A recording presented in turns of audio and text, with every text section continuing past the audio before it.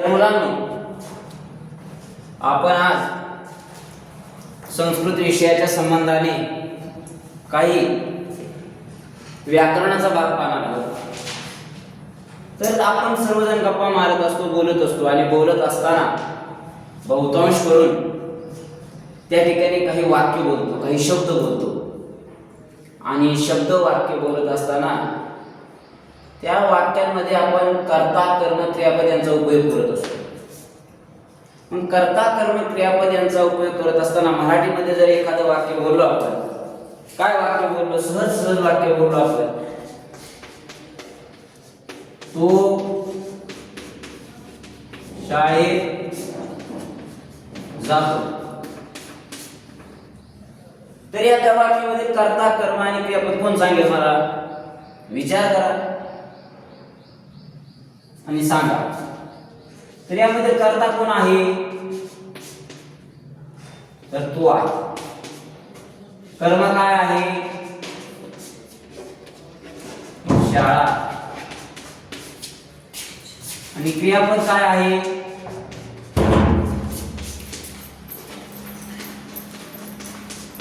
जातो हे क्रियापद आहे.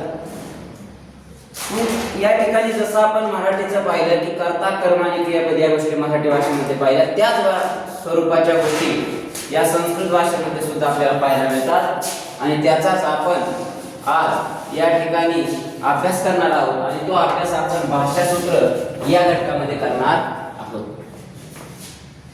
या घटकाचा अभ्यास करत असताना आपल्याला मुख्यतः कर्ता कोणाला म्हणायचं याविषयी माहिती घ्यायची आहे. तर कर्ता जो स्वतंत्र रूपाने क्रिया करतो त्यास कर्ता असे म्हणतात. स्वतंत्र रूपाने क्रिया करणाऱ्यास कर्ता असे म्हणतात.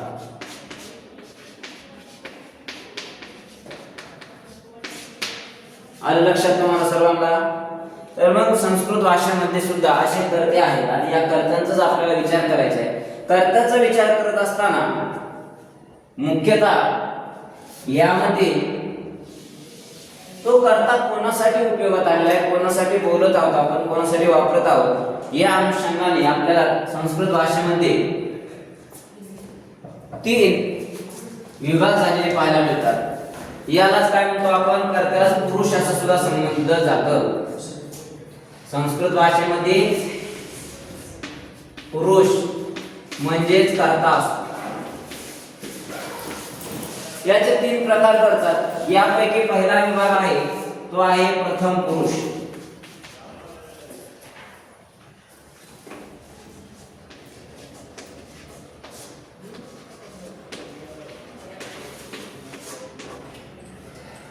दुसरा घटक आहे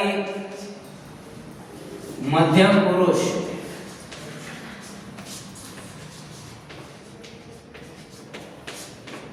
आणि तिसरा आहे उत्तम पुरुष.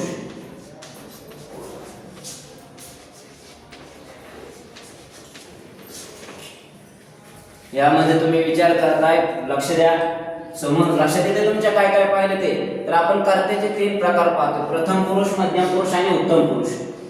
तुम्हाला एक सोपी गोष्ट सांगतो. यामध्ये प्रथम पुरुष कोणाला म्हणायचं, मध्यम पुरुष कोणाला म्हणायचं आणि उत्तम पुरुष कोणाला म्हणायचं? तर यदा कदाचित तुमच्या घरी पाहुणे आलेले आहेत, काही कार्यक्रम आहे, समारंभ आहे, तुमच्या घरी जर एखादा कार्यक्रम आहे, या कार्यक्रमाला काय आपण बऱ्याच जणांना आमंत्रण दिलेले आहे.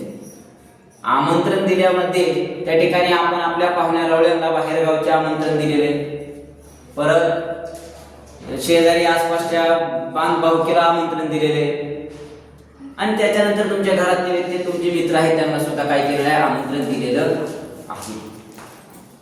मग हे आमंत्रण दिल्यानंतर त्या ठिकाणी जर कार्यक्रम झाला, कार्यक्रम झाल्यानंतर पंक्तीसाठी आपण बसलो, जेवण करायचं आपल्याला. जेवण करत असताना सर्वात अगोदर कोण बसेल रे पंक्तीला? करा बरं थोडासा विचार. आपल्या घरचे बसतील का? नाही. कोण बसणार आहे? तर जे बाहेरून आलेले व्यक्ती आहेत, जे लांबून आलेले व्यक्ती आहेत, जे पाहुणे आलेले आहेत, ते काय असणार? आपल्या सर्वात प्रथम जेवणाकरता बसणार. मग तसंच या ठिकाणी प्रथम प्राधान्य आपण कोणाला दिलं? बाहेरून आलेल्या लांबच्या पाहुण्यांना दिलं. त्याचप्रमाणे जे आपल्यापासून दूर ज्या वस्तू आहेत, ज्या व्यक्ती आहेत, त्यांचा आपण ज्यावेळेस निर्देश करत असतो त्यावेळेस आपण प्रथम पुरुष उपयोगात आणत असतो. त्याला आपण काय म्हणतो? प्रथम पुरुष असे म्हणतो. अर्थात त्याला प्रथम प्राधान्य दिलं जातं. ते दूरचे आहेत, जे दूरचे आपले पाहुणे आहेत त्यांना आपण प्रथम प्राधान्य दिलं. तसं या ठिकाणी ज्या दूरच्या व्यक्ती वस्तू आहेत त्या दाखवण्यासाठी प्रथम पुरुष वापरतो. त्याच्यानंतर जेवणासाठी पंक्तीला कोण बसणार आहे? तर आपल्या शेजारचे, आजूबाजूचे आपले मित्र हे काय होणार आहेत? पंक्तीला बसणार आहेत. मग त्याचप्रमाणे या ठिकाणी आपले जे शेजारी किंवा जे जवळची वस्तू आहे किंवा जे जवळचं व्यक्ती आहे यांचा निर्देश करण्यासाठी आपण मध्यम पुरुषाचा उपयोग करत असतो. आणि सरते शेवटी कोण बसतं कार्यक्रमाच्या शेवटी पंक्तीला? तर स्वतः आपण किंवा आपल्या घरातले अतिशय जवळचे हे काय करत असतात? स्वतःला आपण गृहीत धरून आपल्याला सगळ्यात शेवटी पंगत बसते. मग त्याचप्रमाणे जे आपण स्वतः असतो किंवा आपल्या बरोबर आणखी एक दोन किंवा अनेक व्यक्ती असतात त्यांना आपण काय म्हणतो? उत्तम पुरुष असतो असं म्हणतो. आणि हीच आपल्या भारतीय परंपरा आहे, भारतीय संस्कृती आहे. जेवणामध्ये भारतीय संस्कृतीचा विचार केला तर पै पाहुण्यांना अगोदर स्थान आहे. त्याचप्रमाणे आपल्या व्याकरणामध्ये सुद्धा प्रथम पुरुष म्हणलं की जे दूरची व्यक्ती आहे, वस्तू आहे त्याचा निर्देश करायचा. त्याच्यानंतर जे जवळचे आहेत, शेजारचे आहेत ते मध्यम पुरुषाच्या अनुषंगाने, आणि उत्तम पुरुष म्हणलं का आपण स्वतः. अशा प्रकारे तीन पुरुष आहेत, तीन कर्ते आहेत.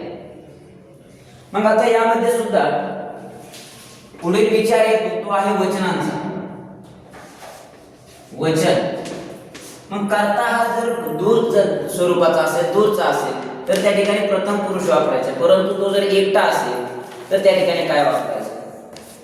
दोन नंबरचा असेल तर, दोघे जण असतील तर काय वापरायचं? तिघ जण असतील तर काय वापरायचं? याचा आपल्याला विचार करावा लागेल. मग त्याचाच विचार आपल्याला या ठिकाणी करायचा आहे. तर त्याचा विचार आपण पाहूया. या ठिकाणी मी लिहितोय पुरुष अर्थात प्रथम पुरुष एक वचन.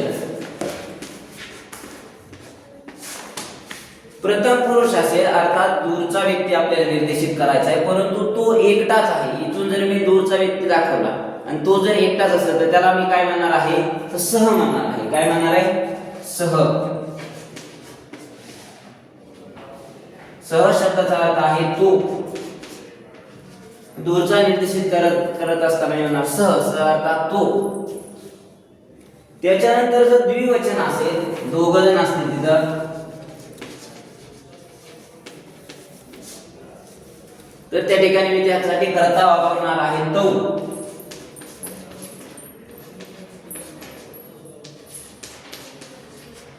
तो शब्दाचा मराठी अर्थ आहे ते दोघे.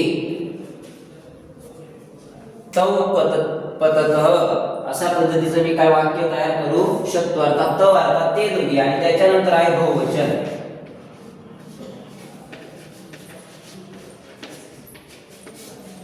बहुवचनामध्ये तीन किंवा तीन पेक्षा अधिक व्यक्ती वस्तू असतील तर त्या दाखवण्यासाठी मला उपयोग करायचा आहे. तर ते कर्ता जर असतील तर त्या ठिकाणी मी ते वापरणार आहे. संस्कृत शब्द कोणता आहे कर्त्यासाठी? ते, आणि त्याचा मराठी अर्थ आहे ते सर्व.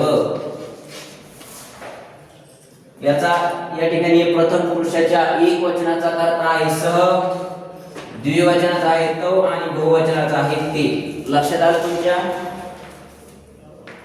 ठीक आहे. एकदा याच्यावरती नजर फिरवा आणि जे आहे ते लिहून घ्या एकदा. मी थोडंसं थांबतोय त्यासाठी. ठीक आहे, घेतलं लिहून तुम्ही. तर आता याच्या पुढे पहा. आता आपण मध्यम पुरुषाचा विचार करूया.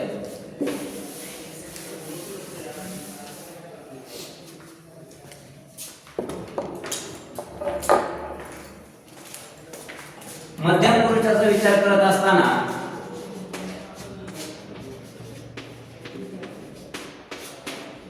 एक वचन असेल तर एक वचनाचा त्या ठिकाणी प्रत्यय येणार आहे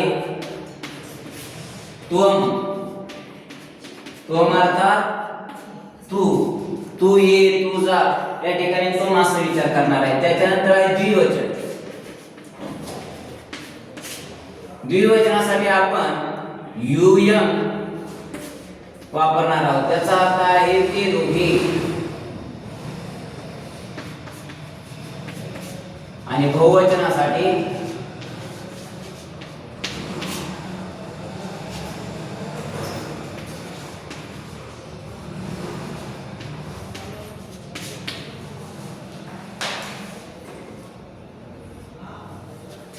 अशा पद्धतीचं आपण काय करणार आहोत. या ठिकाणी पहा तर आपल्याकडं थोडंसं काय करावं लागणार आहे, आपल्याला बदल करावा लागणार आहे. तर या ठिकाणी होणार आहे युवाम आणि त्या ठिकाणी दुसरं होणार आहे युयम पठत, अर्थात ते सर्व.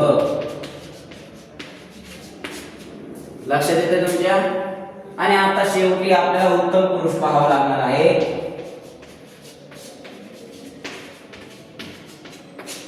या उत्तम पुरुषाच्या एक वचनाचा जर प्रत्यय आपण पाहिला किंवा त्या ठिकाणी कर्ता जर पाहिला तर त्या ठिकाणी काय आहे, अहम. अहम अर्थात मी. द्विवचन आहे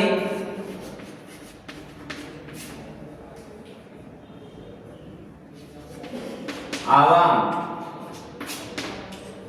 या ठिकाणी याचा अर्थ होतो आम्ही दोघे.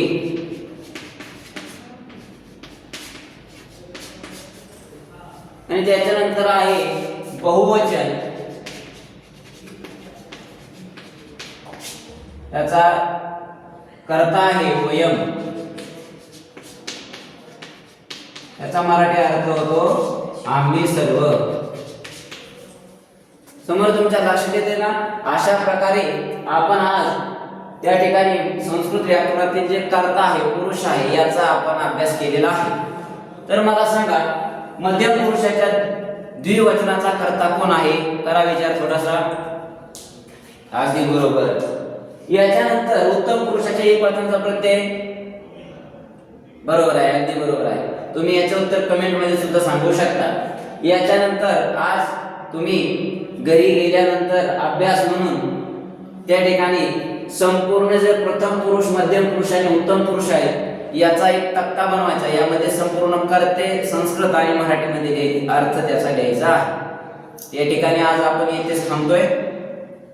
पुढील भाग नंतरच्या पुढच्या भागामध्ये आपण पुढचा अभ्यास करणार आहोतच.